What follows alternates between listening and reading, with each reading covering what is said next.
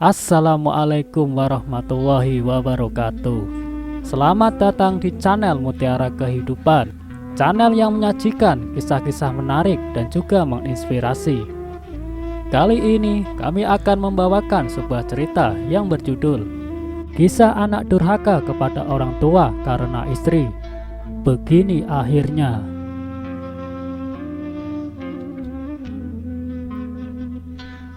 Ayahku meninggal ketika aku masih kecil. Tinggal ibuku yang selalu merawatku.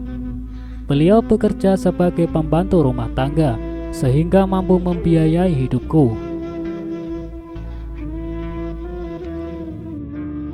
Aku anak satu-satunya. Beliau memasukkanku ke lembaga pendidikan sampai aku menyelesaikan perguruan tinggi. Sampai titik ini, aku masih menjadi anak yang berbakti kepadanya. Tiba waktunya aku harus melanjutkan kuliah di luar negeri. Keberangkatanku diiringi dengan pesan ibuku sambil meneteskan air matanya. Catat baik-baik di lubuk hatimu, wahai anakku. Jangan sampai kamu tidak memberi kabar. Sering kirim surat, sehingga saya bisa merasa tenang dengan keadaan baikmu. Usai sudah masa studiku setelah menempuh waktu yang sangat lama. Namun aku kembali pulang dengan sosok yang berbeda. Aku banyak terpengaruh dengan budaya barat.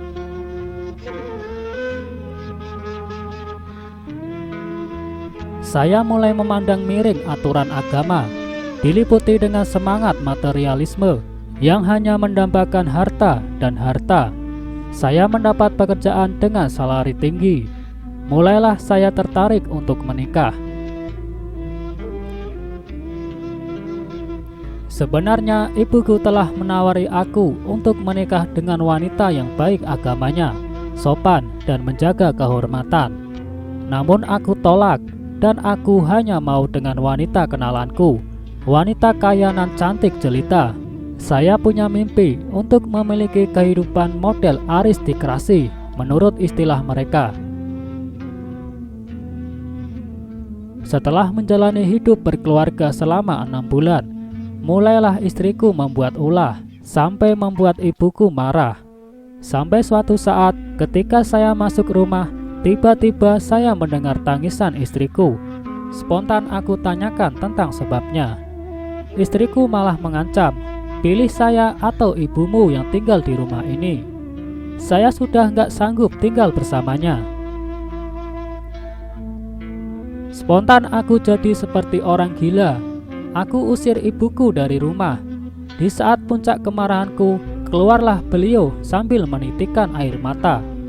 Ucapan indah yang aku dengar, semoga Allah membahagiakanmu, wahai anakku. Setelah agak mereda, aku pun mengejar beliau. Aku mencarinya, tapi terlambat sudah. Ibuku telah menghilang. Aku kembali pulang. Istriku berusaha untuk menenangkan aku. Dia bujuk rayu aku agar mulai lupa dengan ibuku, emas yang paling berharga bagiku. Aku kehilangan berita tentang ibuku sampai kurun waktu yang lama. Pada kesempatan yang sama, aku menderita sakit parah yang menyeretku ke rumah sakit. Ternyata ibuku mendengar berita tentangku. Beliau datang ke rumah sakit untuk menjengukku.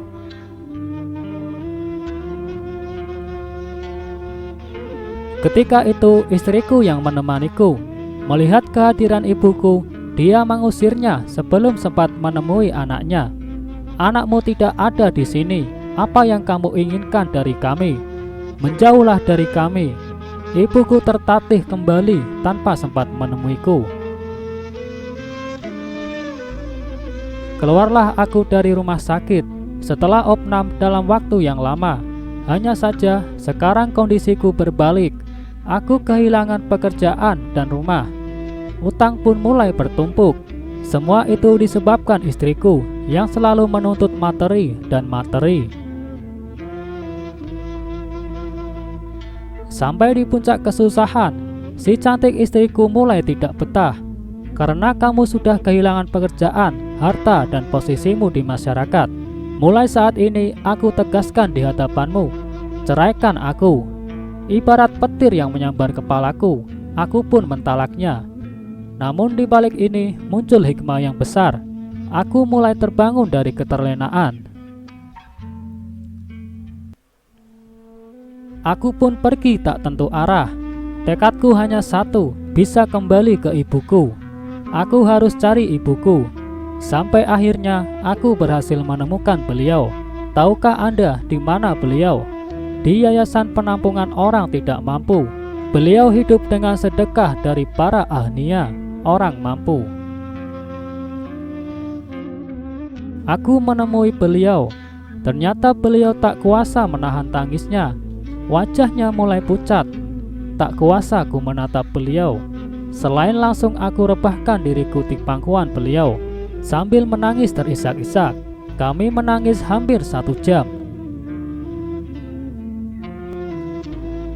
Aku menuntun beliau untuk pulang ke rumah ibuku. Aku bertekad untuk selalu taat kepada beliau. Aku merasakan kehidupan yang sangat indah bersama kekasih seumur hidupku, ibuku.